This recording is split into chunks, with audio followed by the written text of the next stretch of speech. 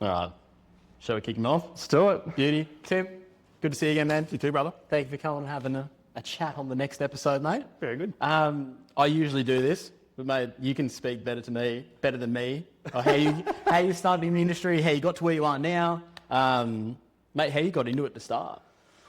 How I got into it to start? So I was doing the property economics degree. Yep. And mate, this shows how old I am now, which is Also harrowing. perceptive when I found out how old you are.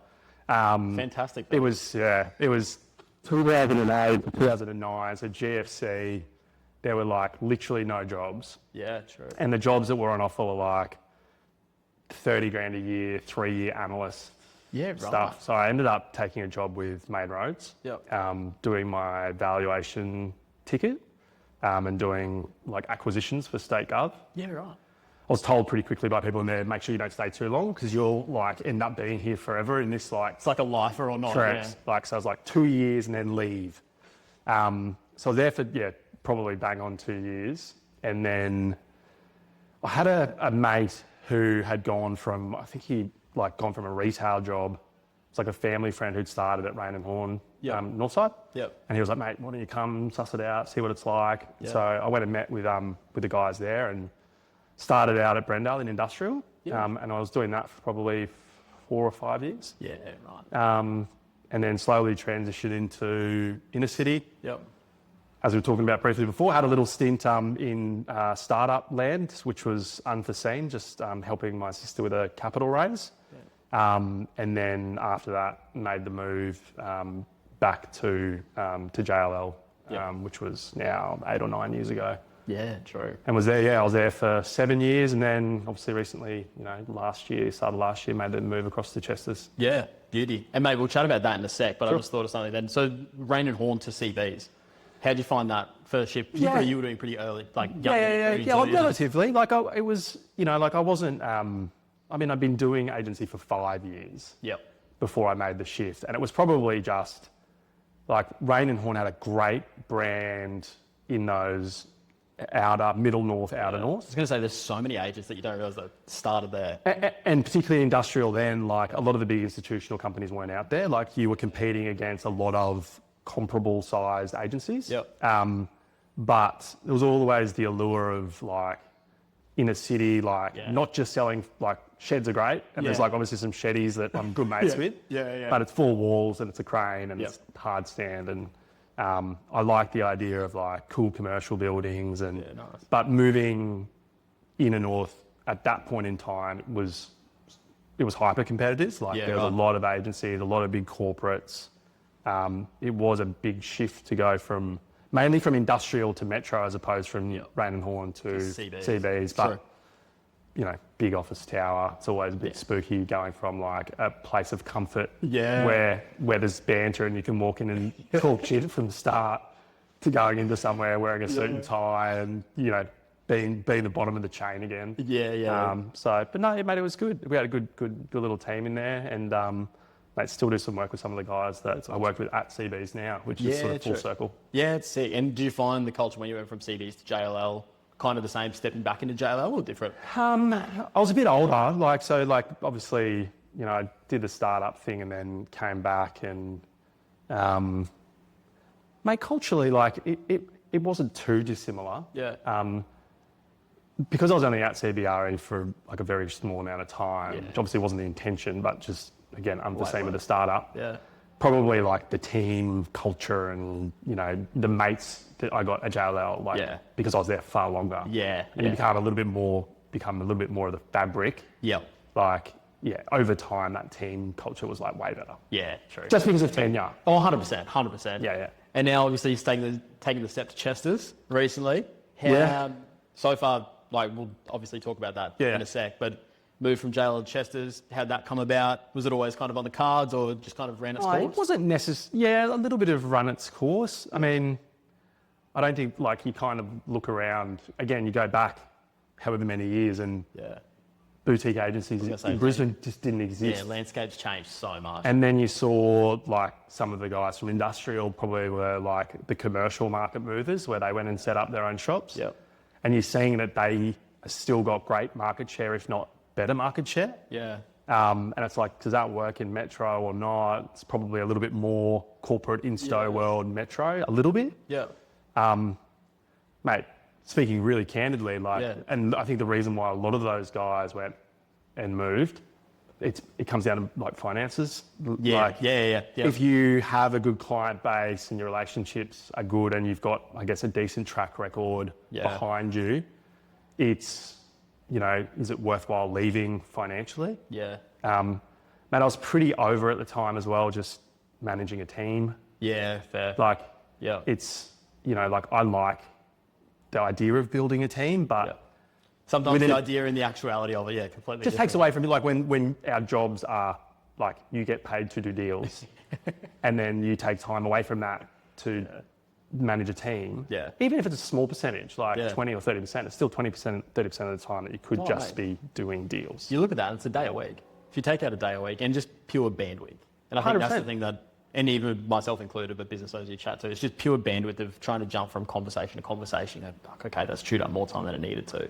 And I think, as you know as well, like I've got, I'd had young kids, I had twins. Yeah.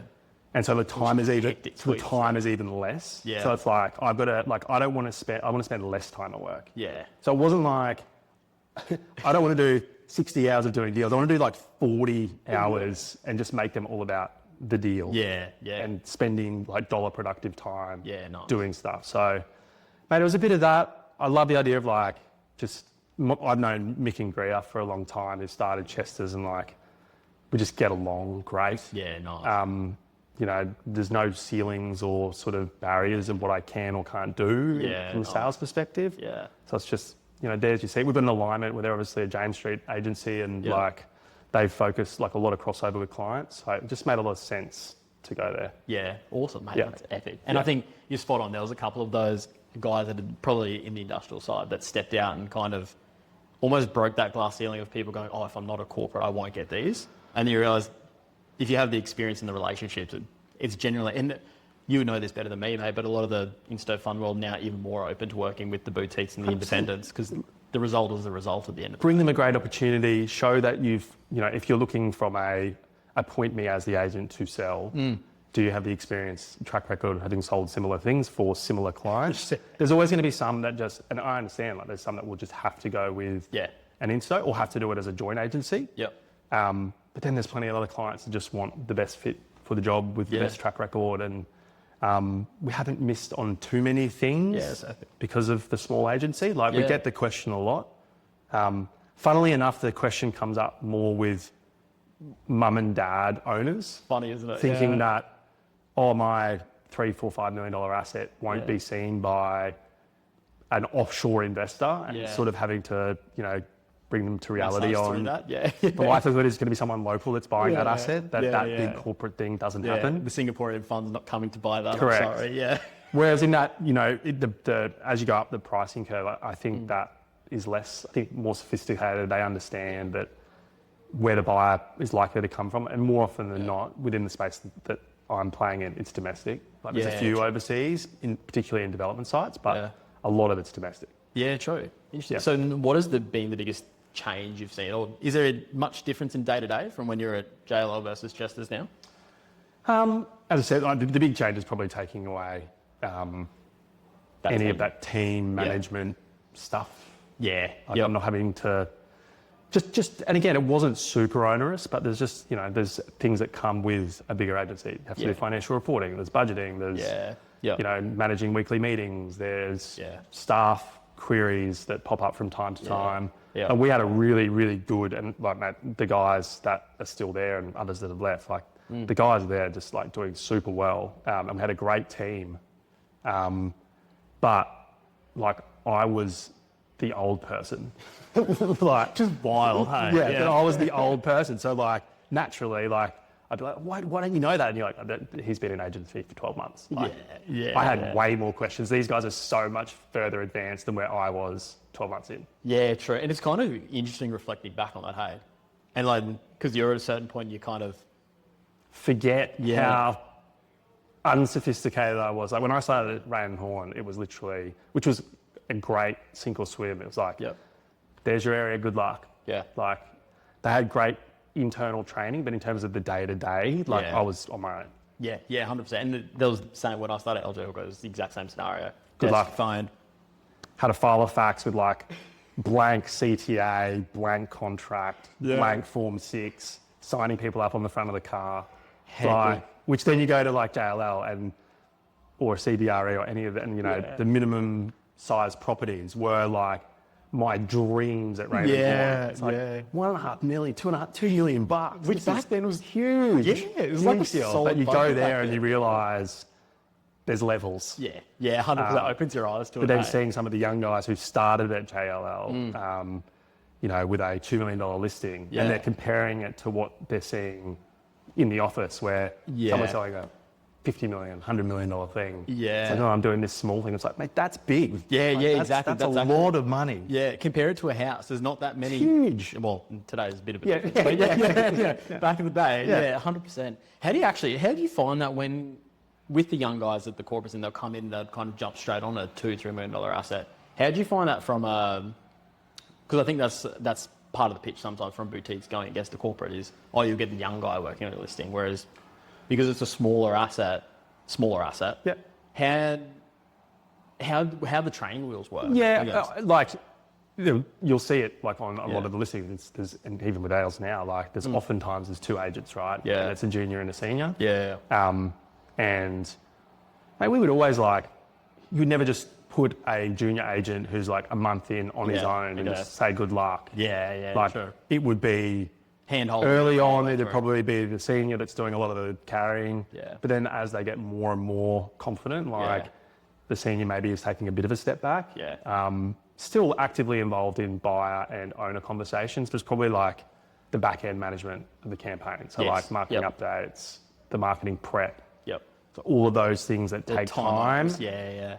Like the buyer seller interface is not actually that time consuming. It's all of the prep, making sure everything's right, running the inspections, all that sort of stuff. So, mate, it definitely wasn't. And I've heard, you know, probably more in res where you get the big dog and then the young guy's running it and the big dog's just not there. But it definitely wasn't like that. Yeah, cool. Yeah, no, it's really good. And have you found that at Chester's, the operational side taken up a little bit more time when you started there, or the team was like admin side's already kind of been covered off? Mate, admin was all pretty well set up. Like, it's going to say Chester's been around for so long as well. Yeah. Mate, like the database, the systems, like obviously they had, you know, Chester's now, I think Mick and Greer started it, you know, Greer started it 12 years ago and Mick's been there for 10 years. So they had really good systems, but it's leasing focused. They've got their own really dominant niche, which is not sales. Yeah. So it was coming in and, I mean, I had all my own like kind of quasi systems already. So just carrying them across. True. But now that Vaughan, who started in July last year,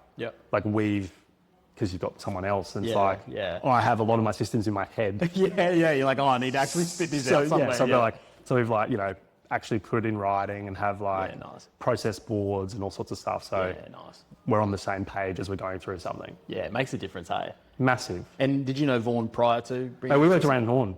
Right. he was our cadet at Raymond Horn. Our crossover time wasn't that long, but still like 12 months. So like we knew each other pretty well, and we kept in contact over the years. Like he went overseas for a few years and came back middle of last year. But we've done a couple of little deals in and around the traps when he was at Raymond Horn and I was at JLL. Mate, he reached out. He was coming back, and he was like, I think we'd started talking just as I'd left, maybe, and he wasn't aware that I'd left. I was on my 3-month sabbatical, and he was trying to get a bit of a lay of the land on where to go. Like, wanted to get back in, and I wasn't looking to hire anyone. It was just too early. I was just like, mate, I don't even know where I'm really at. Fair. It feels like it's going to be good, but don't know. Yeah. So like for me to offer you a gig, it's probably a bit premature, but you want to work with people you like. You want to work with people that you trust. Yeah. we had, while we only worked together for a little while, like it worked well. That relationship piece, massive. It was fine. Yeah. And he knows what he's doing. Like he's autonomous. Yeah. I didn't want to do the team management side of things again, where it's like, into it straight away. You know, doing role playing on a phone call, like none of that. Like he had all the bases. Just getting back into the market and understanding the nuances of the market. Yeah, cool. And I guess more aligning with the market that you were targeting or staying in, or is he kind of still free reign? Yeah, so he was. I think at Rain and Horn, it was more brokerage. Yep. Like a lot of the smaller firm. Like it was, you know, a lot of volume, a lot of leasing and sales. Yeah. Probably smaller dollar quantum. Yeah. So it's a bit of a shift. Yeah. For him now, just like it's sales and it's trying to target bigger assets. Yeah. But it's fundamentally the same thing. Yeah. It's the same process, Yeah. really. Yeah. It's just getting out of your head about the extra zero. And yeah, 100%. And I think sometimes also the additional time's not the right way to say it, but sometimes in the smaller firms, when you are smaller deal size, everything's flying around 1,000 mile an hour. Ours is really like the opposite. Yeah. Like it's low volume. Yeah. It's probably now at, you know, since starting at Chester's, like at JLL there was a team, so like you could buddy up. So there was quite a few things going on because it was like I'm doing one with him and we're doing one with them and blah blah blah. Yeah. But now it's just Vaughan and I. It's like we at Q1 we were just like, that's it, we're tapped. Yeah, true. So we don't have capacity to take another on market formal process. Yeah. So you got to find like that where that weight. I was going to say, what's that happy? It's probably 5 a quarter. At any one time, or just a staggered 5 across? a quarter. Like in terms of like formal, you know, off-market Proper. deals and those things will happen sort of in the background quietly. And you've got to have that as well. But I think in terms of having 5 processes, which doesn't sound like a great deal, but if you want to do them right. I was going to say, if you want to do the job correctly. Like tick all the boxes. Like we've got a process chart. It's just like a table. And it's probably like from submission through to settlement. Yep. There's probably 50 or 60 steps. Yeah, true. Yep. And without that, you would skip 30 of them. Yeah. Like if you were trying to do 10 campaigns, there's no way you'd be able to do it. Yeah. And I think that's so interesting for agents to hear because it's always more is better. And then you realise that more actually causes clients to be pissed off, not come back to you, you won't get referral work, you won't end up getting the deal done either. Mate, the success, the clearance part of it. Yeah. Like having hard conversations at the back end when you haven't been present for 4 weeks. Yeah. Good luck. Like if you've been on it the whole time, speaking, giving feedback, like just here's what everyone's saying. Yeah. You get to the back if it's not a great outcome, or if it is a great outcome that they understand it's a great outcome. Yeah, true. Which is a good point too, because a lot of people don't. They go, oh, that was easy. Well, you get quiet and then you get to the back end and you've got this unreal offer, but there's no context around it because you haven't been speaking. Yeah. So mate, I feel 5 is probably right. And that, like for the last 12 months, we're looking back and we've had, I don't know how many on-market campaigns. I think it wasn't a huge amount, but it was probably 13 or 14. Yeah.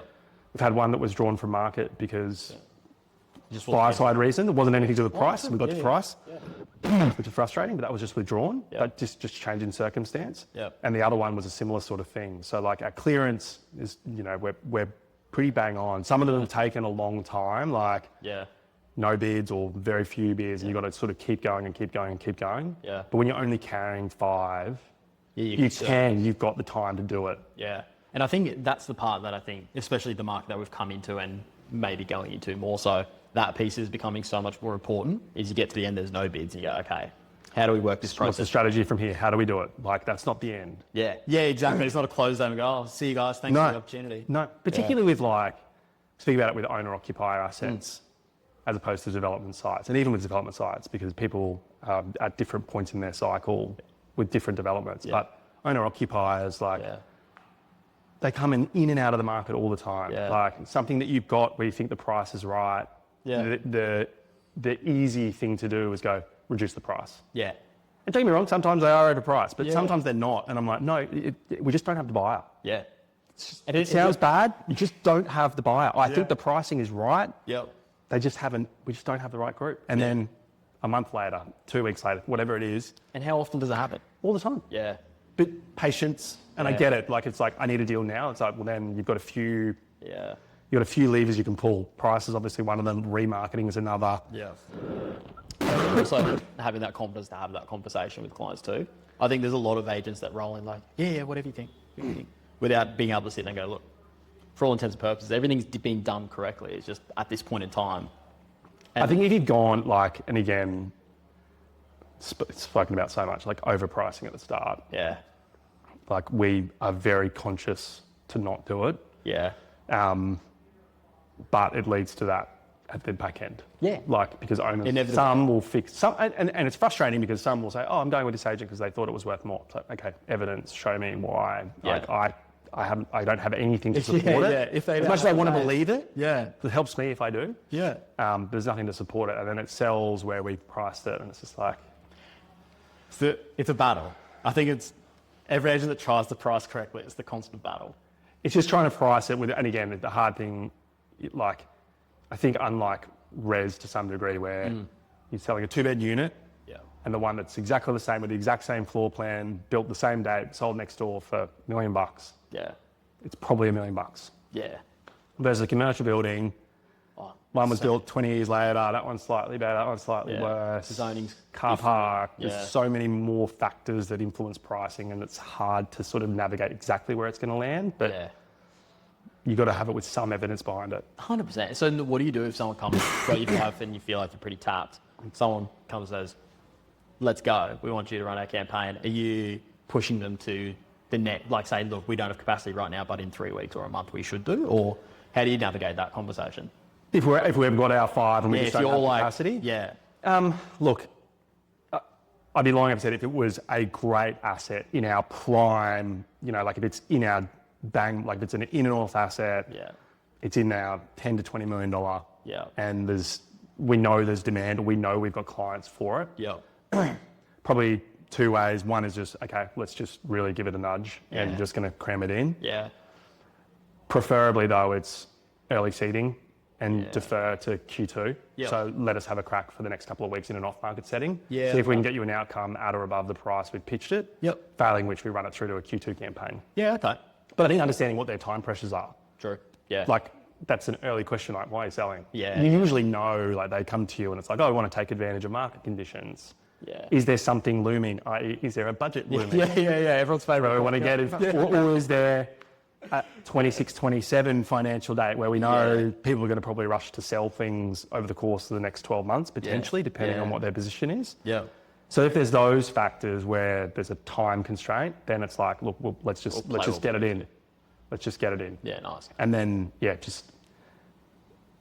well, I say 5. Like we can do more. Yeah. I just want to make sure we're doing it all right. Yeah. We should, and make credit to you for that, because I think there's a lot of people that don't look at it through that lens. Oh, but we've done it. Like I was at Rain and Horn and we had the model was, and it was great because you learn how much you can take on. But you would have 50 open listings and 15, 20 exclusives. And then which at the time, like I thought I was managing fairly well. Yeah. But then you move to a bigger corporate or just doing bigger price point. Yeah. And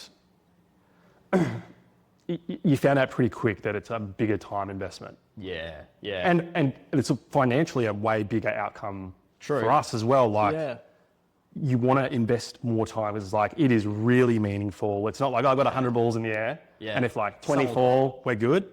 It's like, I've got 5 things. Yeah. I've got to sell 5 things. Yeah, exactly. And the relationship piece with the clients becomes so sticky and so important as well. 100%. And I think, is that where you get a lot of repeat referral business now because you've managed those clients so closely over those times? Yeah. I mean, we've like, I don't do a heap of prospecting. Yeah. Like not heaps, like we do some. But a lot of the business comes from either selling X and then the conversations with the neighbours or surrounding owners that have similar assets. Yeah. Sort of waiting to hear the result and then the result's X and then but then there's other clients that we've had like since Rain and Horn days. Oh, true. Yeah. That have like carried through like. That's it. I was going to say, how has it changed? We'll go from the JLL time to now. Yeah. How's the prospecting changed? Like when you started JLL, was it? I think because we had a lot of, again, because the team dynamic's different. Yeah. At JLL, it was a lot of junior staff who didn't have clients. So it was jumping on and doing prospecting with them. Yeah.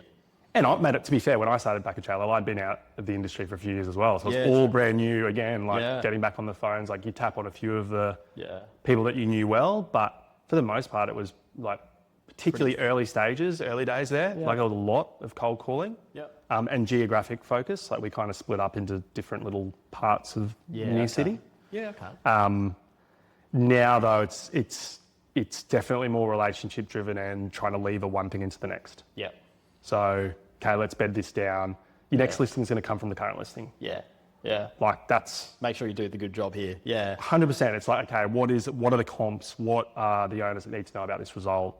Who do we need to be speaking to? Yep. You hopefully do a great job and get a benchmark price, and then that owner's like, maybe we should start thinking about the idea. Can I give you an appraisal? Blah, blah, blah, blah. Yeah, cool. And that's more of the process now, just leveraging out. Which helps both sides, right? Yeah. So like it helps the campaign that's in campaign because it's like, okay, I've got to tell everyone, and they may be a buyer. Yeah, exactly. But more often than not, they're just monitoring the market, curious about the result, and the result might prompt them to consider selling. Yeah, true. And did you find throughout your career to date, you've had any mentors or senior figures that have kind of taken you under their wing a little bit, or you just kind of taken little bits from everyone as you kind of gone around? I mean, like at JLL, like there's so many guys in there that have been in the game for so long. Yeah. Like from a strategy, how to approach things point of view, like there's some guys there where like, I mean, think about, my brain didn't even go that way. To there. And also and then converse, like guys that I'd worked with, like younger guys as well, being like, introducing new things, you're like, oh, again, didn't even think to do that. Yeah. But mate, I would say from a more mentor point of view, it's probably client side. Yeah. And I think that's the best part about commercial real estate. Like asking the question of clients, like, what do you like? Who's your favorite agent? Obviously, I'm not asking about myself, but like, Hold the mirror up as you ask them, who are your favorite agents in retail, in industrial, and why? Like, what do they do that's so good? Yeah. Like, okay, that's what they do. 100%. When I was making, the decision about, okay, JLL, Chester's, like, what are your thoughts? Like, what am I going to come up against? That actually, yeah. Did you and some are like, this is, like, there are negatives. Yep. You don't have the big shiny office and a name brand, and you're going to be calling people, they're going to be like, who's Chester's? Like, who the fuck are they? Yeah. And having to like, spiel your track record out and versus them just being like, oh yeah, JLL, okay, we'll go with you, or CBRE or whoever it is. So but the mentor side, a lot of the clients just like have come from a business background and have a lot of interface with agents. Yeah. So getting their feedback, good or bad. Yeah. 100%. Things that they like to see. Yeah. A lot of the stuff, like, and again, I'm guilty of it, is that the visibility, like we're not like res agents. Yeah. A lot of us in commercial, we're like 2 years behind. Yeah. We don't do a lot of face-to-face video. Yeah. People don't know about you very much. It's just about for sale, coming soon, for sale, sold. Yep. Thanks, guys. Yeah. I went to the property conference. Here's a photo. Yeah. So like some of the stuff, like, I've been sort of pressed to do more, and I'm still pushing back against it, but more opinion pieces and thought pieces and stuff. Just so there's something other than just the deal. Yeah, 100%. 100%. And I've also had a business coach last year. Oh yeah. Sorry, Lockie Stewart, who, like, again, not from a real estate, like he does business coaching and mentoring and stuff for other real estate agents. Yeah. But it wasn't just work, like business. It was kind of like whole sort of thing. Yeah. But it was pretty like good from a business point of view as well, because it's coming from a lens of like, I don't know what you do. Yeah. Like, why aren't you doing this? And there's some things I'm just like, I'm not doing that. Yeah, exactly. Like, why aren't you doing the walkthrough video? I'm like, I don't want to do that. Like, it's not, I don't want doesn't hit the same. No, it doesn't. But there was other things where I'm like, okay, that makes sense. And it's just challenging, like, okay, this is how you've always done it. Is there a negative? Yeah. And part of it's ego. It's like, I don't want the comment like, oh, nice video, Chad. Oh, bro. And I know people who would definitely just jump on straight away. 100%. But it's not for them. It's for the person that I don't know, potentially, or I kind of have had a conversation with.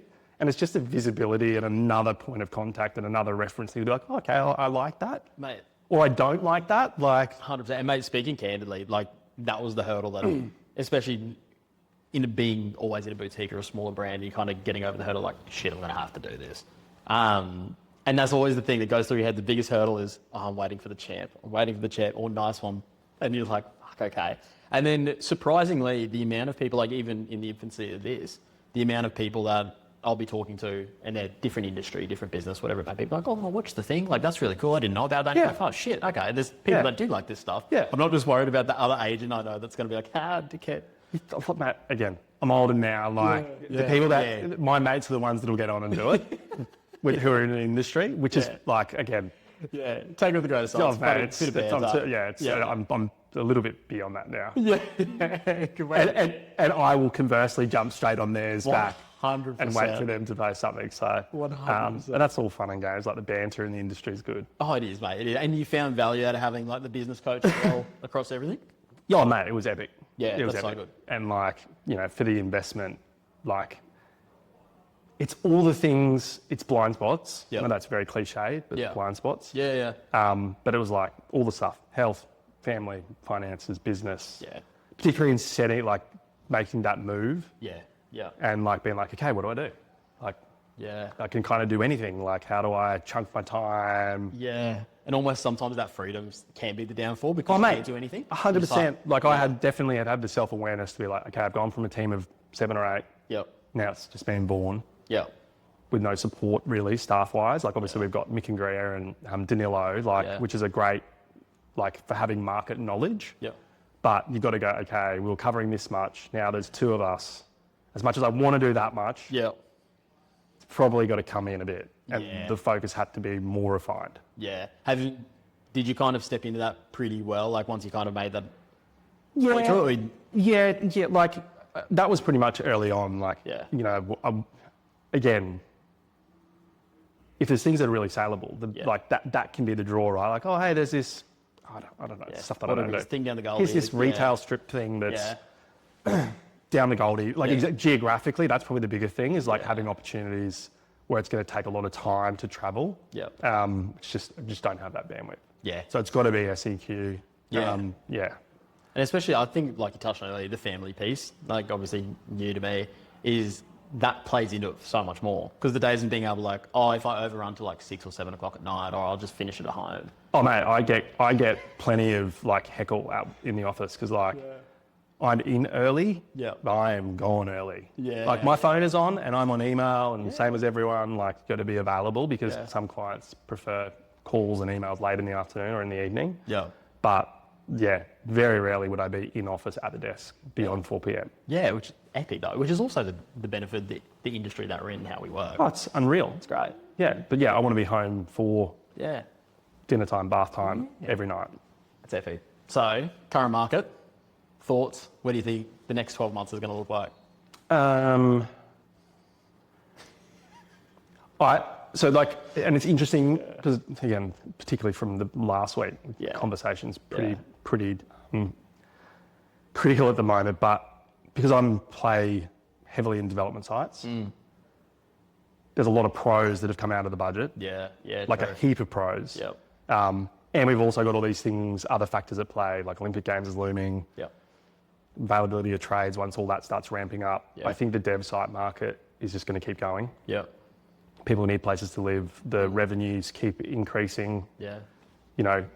Good product is getting great pricing. So I think in the dev site market's just going to keep on, like it's seen the volume of site sales in the last 12 months has just been out of control. Kicking on. It's just been huge. We don't do a great deal of investment, like just pure passive style investments, a lot of value add. It's making those things work. Like, you know, that pricing correlation up front, right? You've got to buy really well to do value add and make it work. So people go, I'll go buy this thing for $10 million and I'll spend 500 grand, it'll be worth 15. I think those days or those opportunities, particularly in the areas that I'm focusing on, are really hard to find.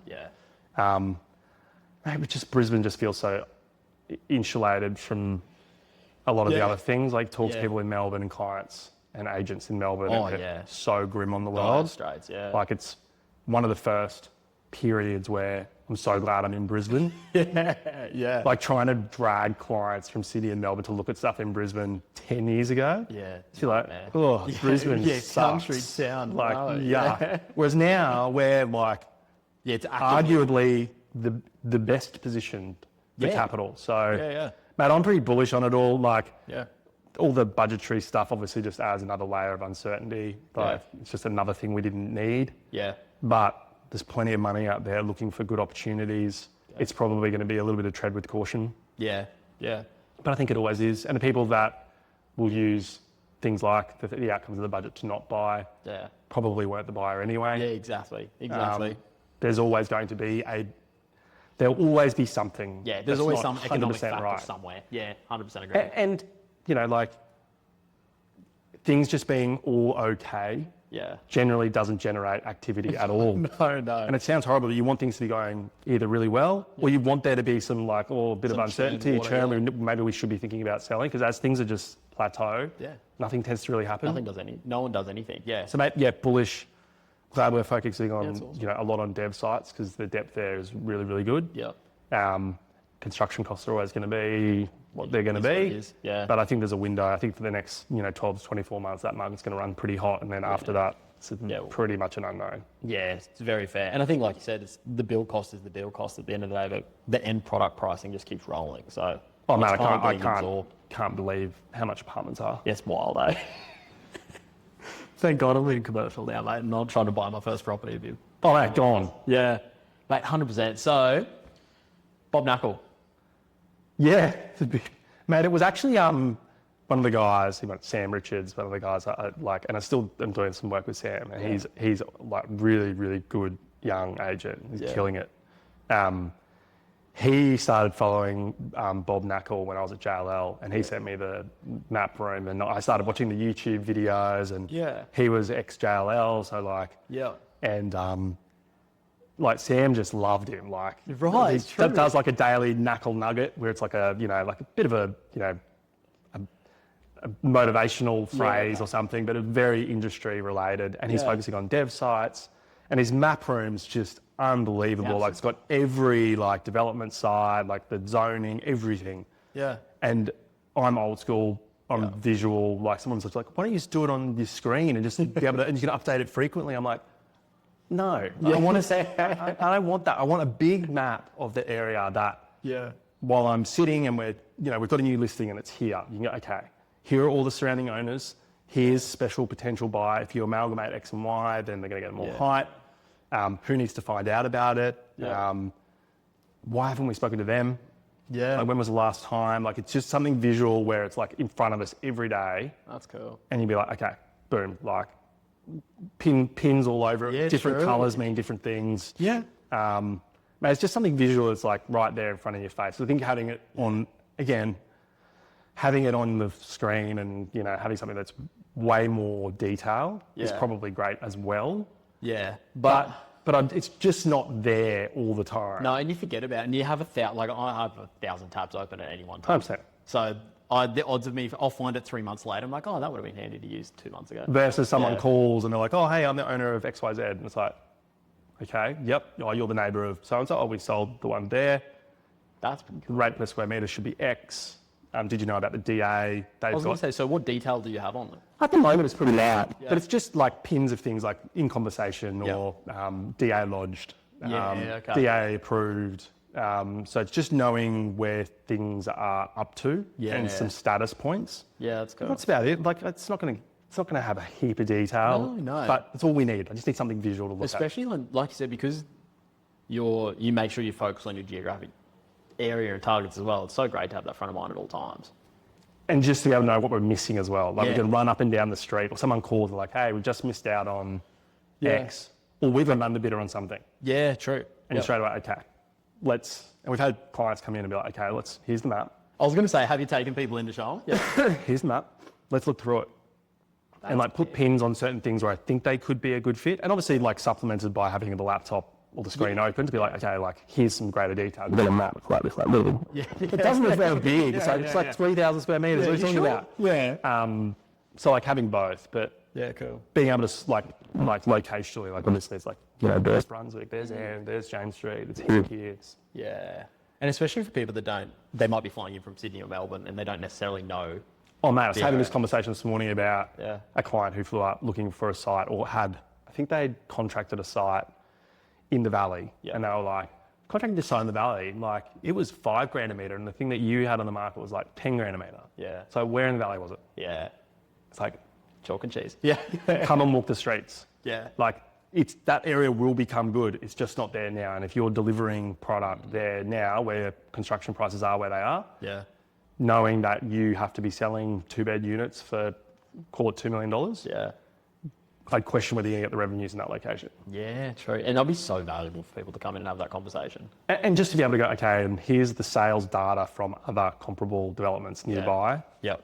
They don't support like what you're... And a lot of people are doing that at the moment. It's like, okay, let's pay the premium for the premium site because we know the revenues will be X. Yeah.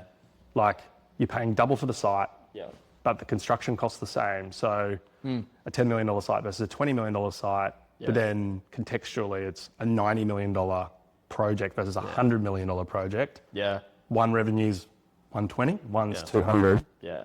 So if you pay 10 million at the front end more, but the upside's right. way better. Yeah. 100 to 200 is probably a great margin. But Yeah. It makes sense. It makes sense. It's that simple. Just exactly. Just buy the side of James Street. It'll be fine. Mate, so if you were starting over again or a junior agent comes to you now, would you recommend the corporate into boutique route, the boutique, corporate boutique, or what avenue do you think is most advantageous today?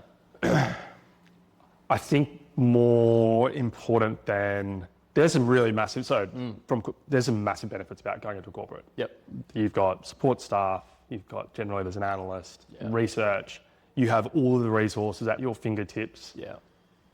Without having to go. You can find that information if you're proactive in a boutique, but it's just right there. Yeah. You've got a nice, beautiful office and boardroom and it's all there and there's some brand recognition. But I think more important is I've seen young guys go into some big corporates and not just JLL, all. Yeah. And the ones that really thrive have a good team dynamic. Yeah. Have a buddy system where they're buddied up with a senior guy who is quasi-training them or at least taking them through how they do the things. Yeah. Where guys potentially get stuck is if they're there young, flashy office and they're in a team that doesn't speak to one another or they don't have a senior guy, it's two junior guys running their own race, just kind of blindly trying to figure it out. Yep. If I was saying boutique or corporate, it's probably more like, okay, who's my who are you direct line of sight to? And are they coming to list it like for the first 12, 18 months, 2 years? Are we doing things together? Am I going to learn the ropes? Are they going to show me how to do all the stuff? Yeah. Versus where you actually are. Yeah. Whatever that is, because I've had the same, when Vaughan was coming back, like we were talking about other agencies, not Chester's. Yeah, yeah. And it was kind of, okay, where are the gaps in different teams? Yeah. What teams are full? What teams are the gaps? What's their like leadership like? Yeah. Who are you going to get along with well? True. How have the juniors historically gone under different people? Like, are they there still? Are they thriving or have they left? Yeah. It'll give you a pretty good sense check. It's a far better lens, like far deeper lens than what I was originally thinking. So, it's definitely not just, there's all the aesthetic peripheral things, big corporate, like that are a big benefit, which is partly why I left Rain and Horn to go to, CBD Tower, you've got this brand recognition. You're not going to get missing out on the listing because you don't have that brand behind you. Yeah.